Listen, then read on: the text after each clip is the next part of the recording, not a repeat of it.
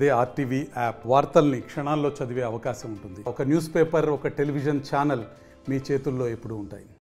రాజంపేట నియోజకవర్గంలో మొదటి నుంచి చూస్తే ఇటు మేడా మల్లికార్జున రెడ్డి గారైనా, ఇటు ఆకేపాటి అమర్నాథ్ రెడ్డి అయినా మన రాజంపేట నియోజకవర్గానికి వాళ్ళు మోసమే చేశారు తప్ప ఎక్కడ న్యాయం చేయలేదు.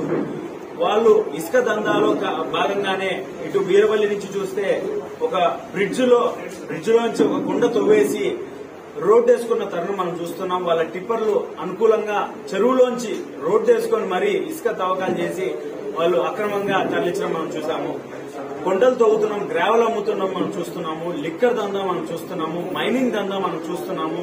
ఇటు చూస్తే ఆకేపాటి అమర్నాథ్ రెడ్డి అన్నమయ్య డ్యామ్ తెగిపోయిందనే బాధ, వాళ్ళకి ఇల్లులు కోల్పోయిన వాళ్ళకి ఇల్లులు కట్టించేది పక్కన పెట్టి ఆయన ఫామ్ హౌస్ లో గుర్రాలు పెట్టుకుని ఆయన ఎంజాయ్ చేస్తున్న తరుణం అంతా మనం చూస్తున్నాము. ఎలక్షన్ హీరింగ్ లో ప్రభుత్వం చేసిన అరాచకాలు, నీచాలు, ఆయన చేసిన పనులు, నవరత్నాల పేరు మీద వాళ్ళు చేసిన మోసాలు, ప్రజలకి వాళ్ళు గుండు కొట్టించిన తరుణాలన్నీ ప్రజలందరూ గమనించారు.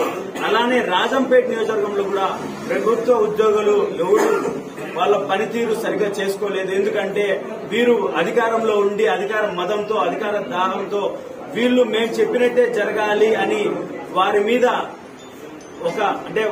ఒక బల ప్రయత్నం చేసి వాళ్ళని పని చేసుకోకుండా పనిచేసిన తీరు కూడా మనం అందరం చూస్తున్నాము.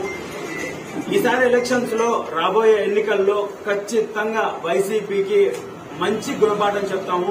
అభ్యర్థి ఎవరు అనేది పక్కన పెట్టండి, పార్టీ కూటమిలో మేము ఈసారి గెలుస్తున్నాము. Telugu Desam party, Janasena party, BJP party. ఎందుకు మేము జనసేన పార్టీని మధ్యంగా చెప్పామంటే, జనసేన పార్టీ ఇటు టీడీపీ పార్టీని సమన్వయం చేసి బీజేపీ పార్టీని సమన్వయం చేయడంలో ముఖ్య పాత్ర తీసుకునేది మా అధినాయకుడు పవన్ కళ్యాణ్ గారు.